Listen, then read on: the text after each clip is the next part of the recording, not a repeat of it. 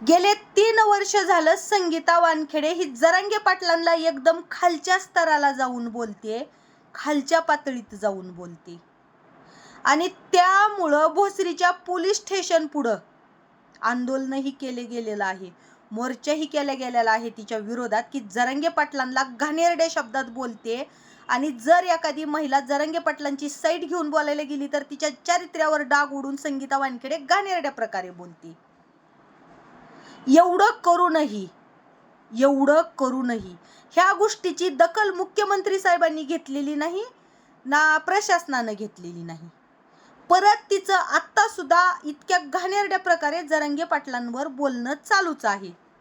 तरी पण प्रशासनाला जाग आली नाही ना मुख्यमंत्री साहेबांना जाग आली नाही.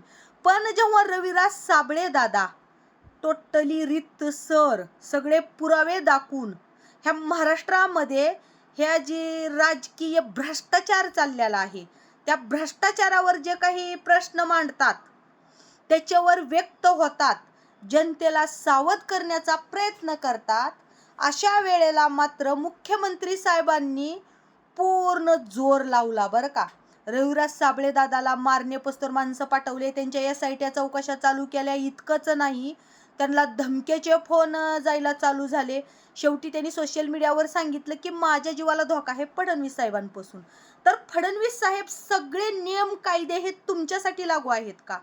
तुमच्यामध्ये दम नव्हता का की ज्या वेळेला गेले 3 वर्ष झालं कितीतरी कोटी मराठ्यांचा बुलंद आवाज म्हणजे जरांगे पाटील त्यांच्यावर ही वानखेडेबाई नको त्या अपशब्दात घाणेरड्या भाषेत बोलत होती, त्यावेळेला तुम्ही एकदा सुद्धा सोशल मीडियावर सांगितलेलं नाही की संगीता वानखेडे सारखी क्रिएटर जे जनतेचे संघर्ष योद्धे आहेत, गोरगरिबांचे कैवारी आहेत, गोरगरिबांसाठी लढा लढत आहेत, अशा व्यक्तीवर जर ही बाई बोलत असेल तर हिच्यावर कायदेशीर कारवाई झालीच पाहिजे. नाही सांगितलं तुम्ही. उलट तुम्ही ती जरांगे पाटलांवर घाणेरड्या अपशब्द भाषेत बोलत असताना तिला पोलीस प्रोटेक्शन दिलं, तिला पोलीस संरक्षण दिलं. काय म्हणजे तिनं कुठलं असं महान कार्य केलं की तिला पोलीस संरक्षणाची गरज होती?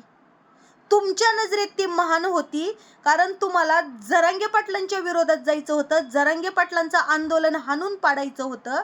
जरांगे पाटलांचं जे मराठा आरक्षण उपोषण आंदोलन होतं ते तुम्हाला हाणून पाडायचं होतं, म्हणून तुम्ही त्याच्यावर व्यक्त झाले नाहीत, म्हणून तुम्ही त्याच्यावर कुठलीच ॲक्शन घेतली नाही.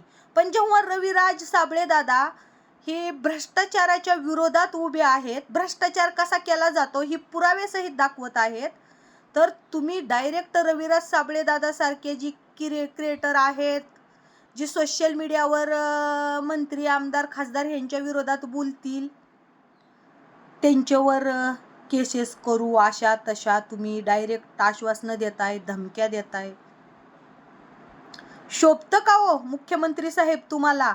आज रविराज साबळे दादा भ्रष्टाचार बाहेर काढत असताना त्यांना एवढा त्रास दिला गेला, त्यांना धमक्या दिल्या गेल्या, त्यांना मारायचे प्रयत्न केले गेले, त्यांच्यावर SIT चौकशी लावली गेलेली आहे, त्यांना पोलीस प्रोटेक्शन नाही दिलेलं का? तर ते तुमच्या विरोधात बोलत होते, जरांगे पाटलांच्या नाही. पण जी बाई जरांगे पाटलांच्या विरोधात बोलत होती, मराठ्याचं आंदोलन हाणून पाडण्याचा प्रयत्न करत होती, कितीतरी मराठा समाजाने ह्याचा विरोध करण्याचा प्रयत्न केला, भोसरी पोलीस स्टेशनच्या पुढं आंदोलन केलं, तरी सुद्धा त्याच्यावर कुठलीही ॲक्शन घेतली नाही. जर ॲक्शन घेतली तर मग त्या बाईमध्ये परत तुमचा तिच्या डोक्यावर हात असल्याशिवाय त्या बाईमध्ये परत जरांगे पाटलांवर एवढं आंदोलन करून तिच्यावर केसेस करण्याचा प्रयत्न करून परत ती बाई त्याच घाणेरड्या प्रकारे खालच्या स्तराला जाऊन जरांगे पाटलांवर बोलत आहे. मग जेव्हा आज रविराज साबळे दादा भ्रष्टाचाराविरोधात बोलत आहेत, भ्रष्टाचार कसा केला जातो ही सांगत आहेत, त्यांना का नाही पाठवलं पोलीस प्रोटेक्शन? त्यांनी स्वतः माझ्या जीवाला धोका आहे म्हणून सांगितलं, त्यांना का नाही गेलं पोलीस प्रोटेक्शन? आणि जनतेनंही लक्षात घेण्यासारखी बाब आहे की मराठा समाजाला जरांगे पाटील मराठा समाजाच्या बाजूने उभे होते, आंदोलन करत होते, उपोषण करत होते, म्हणून ती बाई घाणेरड्या प्रकारे बोलत होती, तर त्या बाईला पोलीस प्रोटेक्शन भेटलेलं होतं. ह्याच्याहून तरी समाजाने, गोरगरीब जनतेनं, शेतकरी बांधवानं हे सरकार नेमकं आहे कुणासाठी, हे सरकार नेमकं आहे कुणाचं, हे खूप गरजेचं आहे लक्षात घेणं. कारण आज रविराज साबळे दादा भ्रष्टाचार बाहेर काढत आहेत, तर त्यांना पोलीस प्रोटेक्शन नाही. उलट त्यांचे SIT चौकशी होणे, किंवा मग ही संगीता वानखेडे जसं ह्या 3 वर्षात जरांगे पाटलांवर भुंकायला लागली, तिच्याकडं भरपूर प्रॉपर्टी आली, तिची SIT चौकशी का नाही केली गेली? गाड्या घोड्या. परत तिनं काय म्हणते की माझ्यावर जळायला लागले, मी फोन घेतला जळायले, मी आमकं केलं जळायले. आणि हा रविराज साबळे दादावर ह्याच्या आधी ना खंडणीची केस आहे, ना कशाचे आरोप आहेत, ना कुणाला ब्लॅकमेल केलेले आरोप आहेत, ना कुठल्या केसेसचे आरोप आहेत, तरी सुद्धा त्यांच्यावर सगळ्या चौकशा होऊ शकतात. मग ह्या बाईवर खंडणीचे केसेस होत्या, तिनं सांगितलं गेलं की ती फक्त माझ्यावर आरोप आहेत, ते आणखीन सिद्ध झालेले नाहीत.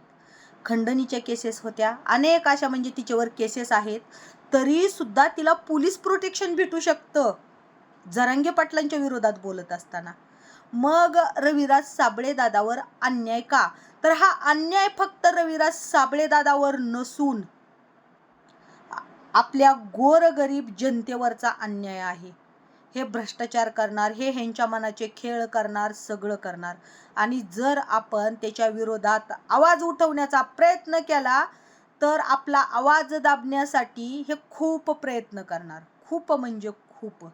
तुमच्या जीवाला धोका निर्माण करणार, तुमच्या SIT चौकशा करणार, तुमच्यावर केसेस टाकणार, असे अनेक प्रकार केले जाणार. पण जो कोणी आपल्या फडणवीस साहेबांच्या बाजूकडून बोलणार, मग तो माणूस किती बी चुकीचा असू द्या, त्याला पोलीस प्रोटेक्शन भेटणार, पोलिसाचं संरक्षण भेटणार. मग जो आवाज जरांगे पाटलांचा आहे, तो कोट्यावधी मराठ्यांचा आवाज आहे. मग फडणवीस साहेबांच्या नजरेत जरांगे पाटील कोणच नव्हते का? जर एक बाई जरांगे पाटलांवर खालच्या स्तराला जाऊन बोलत होती, तर फडणवीस साहेबांना ह्याचं काहीच वाटलं नाही का? आणि ह्याच गोष्टीसाठी प्रशासनाकडे जेव्हा हाक घेतली, धाव घेतली भोसरीच्या पोलीस स्टेशनला, तरी सुद्धा ह्या गोष्टीची दखल घेतली नाही. परत ही बाई जरांगे पाटलांवर घाणेरड्या प्रकारे बोलायला लागली. तर फडणवीस साहेब, मी एकच म्हणते, तुम्ही खरंच कारवाया करा. जे क्रिएटर आहेत ना, की सोशल मीडियावर कुणाला अपशब्दात घाण भाषेत बोलत असतील तर, पण सुरुवात मात्र ज्या बाईनं 3 वर्षापासून जरांगे पाटलांवर बोलायला चालू केलं ना, सुरुवात त्या बाईपासून करा. कारण जरांगे पाटलांनी त्या बाईवर आत्तापर्यंत एक शब्द पण बोललेले नाहीत. तिने त्यांच्या बायकोचं बोलली, त्यांच्या लेकरापर्यंत बोलली, इतक्या खालच्या स्तराला जाऊन बोलली, तरी सुद्धा जरांगे पाटलांनी संयम बाळगलेला आहे. कारण ते छत्रपती शिवरायांचे मावळे आहेत, एका बाईच्या नादाला लागणारे जरांगे पाटील नाहीत. पण तुम्ही मात्र काय केलं? रविराज साबळे दादा भ्रष्टाचाराच्या विरोधात बोलायला लागले. भ्रष्टाचार कसा होत आहे, भ्रष्टाचार कसे करत आहेत ही लोक, हे पुरावेसहित दाखवायला लागले. तर तुम्ही आज क्रिएटरवर पोलीस केस करणार? चांगली गोष्ट आहे हो फडणवीस साहेब, कमीत कमी आमच्या जरांगे पाटलांना जे घाण शब्दात बोललेत ते पिंजरेच्या आतमध्ये तरी जातील. जर तुम्हाला खरंच वाटत असेल ना, तर पहिली सुरुवात ही तिच्यापासून करा. कारण तिच्यावर भरपूर केसेस केलेल्या आहेत जरांगे पाटलांच्या विरोधात बोलण्याच्या, तरी सुद्धा आणखीन त्या गोष्टीची दखल घेतली नाही. जर दखल घेतली असती तर आत्ताच्या परिस्थितीत ह्या 8-10 दिवसात तिनं ह्या घाणेरड्या शब्दात बोलली नसती. कारण भोसरीला ज्या पोलीस केस केलेल्या होत्या, भोसरीला जे आंदोलन केलेलं होतं, ते करून कमीत कमी 2 महिने तरी झालं असेल. तरी सुद्धा आणखीन पण, म्हणजे त्या बाईला कायद्याची भीती नाही का? त्या बाईसाठी कायदा नाही का? त्या बाईला पोलीस प्रशासनाची भीती नाही का? की बाबा त्या व्यक्तीचं नाव घेऊन बोलण्यासाठी आपल्यावर मराठा समाजाने केसेस केलेल्या आहेत, आंदोलन केलेलं आहे, तरी सुद्धा ती बाई आत्ताही भुंकत आहे.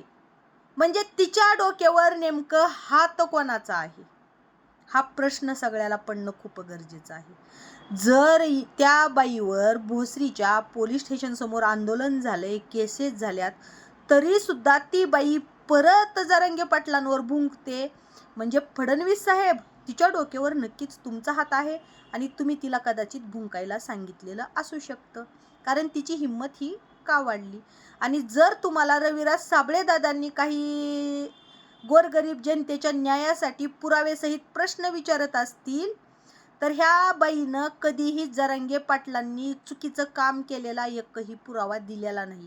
ती फक्त आणि फक्त खालच्या स्तराला जाऊन जरांगे पाटलांना शिव्या देण्याचं फक्त काम केलेलं आहे, कुठलाही पुरावा नाही देता.